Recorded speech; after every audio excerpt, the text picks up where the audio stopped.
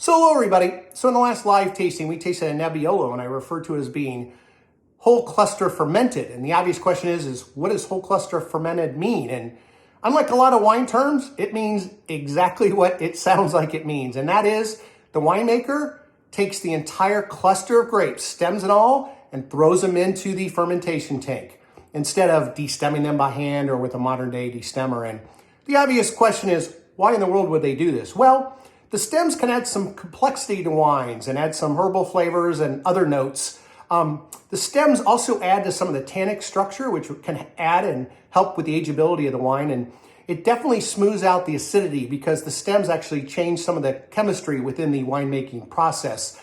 And that's why you see it with a lot of grapes like Pinot Noir that are high in acid. So the obvious question is then why aren't all wines made whole cluster? And the answer is actually pretty easy.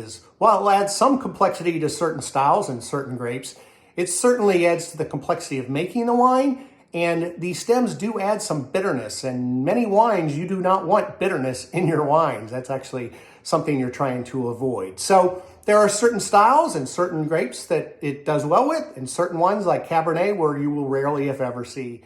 Of important note, a wine does not have to be 100% whole cluster. As a matter of fact, many times a winemaker may take 40% of the wine and do it whole cluster and the other 60% with traditional destemmed grapes and then combine them at the end for a finished product so you get some of the benefits without some of the negatives from having whole cluster.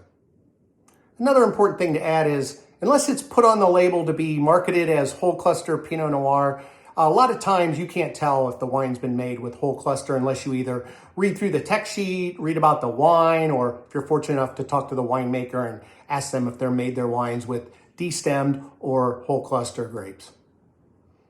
Cheers, everybody.